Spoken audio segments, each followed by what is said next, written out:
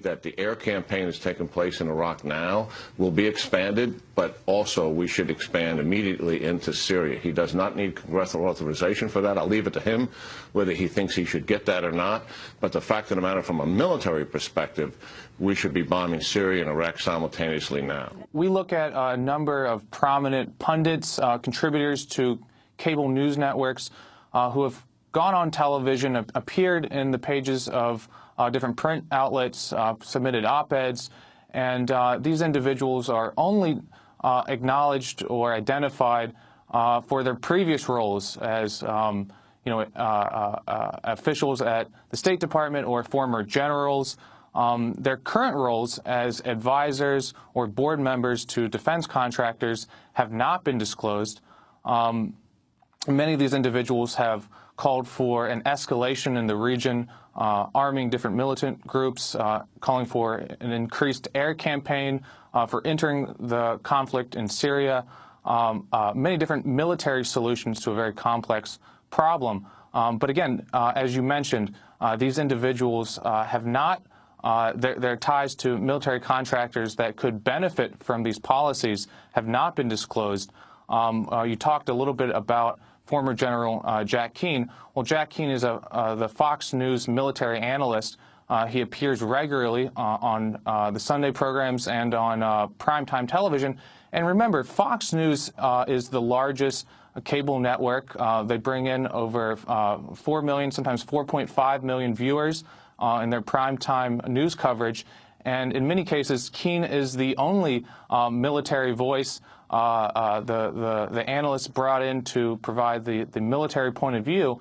So many Americans are only getting his opinion without knowing that he works for many different defense contractors. Bombing ISIS targets in Iraq is not going to be enough, because all you're going to do is push them back into the safe haven that Syria has become. And so we need a strategic plan to absolutely wipe out ISIS completely. And I would say this can't just be an Iraqi operation, because if you do that, then you push ISIS into Syria where they enjoy safe haven. So you've got to have a broader strategy that includes the safe haven in Syria. Townsend is a former Bush administration official.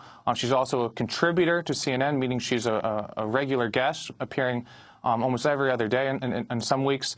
But she's also a advisor to several defense consulting firms. She also works at a holding company, McAndrews and Forbes, which owns several defense contractors. One of the largest is AM General, which makes Humvees and other armored vehicles. So obviously, this is a company, AM General in particular, that has benefited from the war in Iraq. They've sold many vehicles to the government there.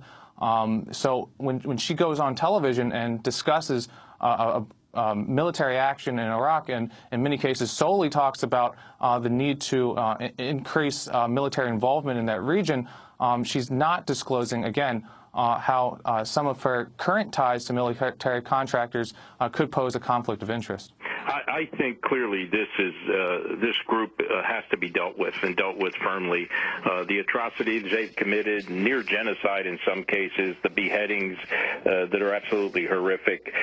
So I think we need to do what we are capable of to destroy, especially their conventional capability they've taken from the Iraqis and from others in Syria and Iraq. So I mean, I support the airstrikes. I think eventually we're going to have a security assistance program in place for the Kurds and the Iraqis to make sure that they can prevent the possibility of ISIS coming back. We reached out to several of these pundits. They did not respond. If any of the networks or the pundits do respond, we'll certainly update the piece. But, you know, the general you just played a clip from, Anthony Zinni, is a board member to BAE Systems, one of the largest defense contractors in the world, based in the United Kingdom. What's interesting is that earlier this month, Bank of America released a research note explaining that BAE Systems, which is a stock that slumped throughout much of this year, they're expected to rebound because of the conflict in Iraq and Syria and in the region. So this entire military strategy, the military escalation, certainly benefits companies like Zinni's firm, BAE Systems.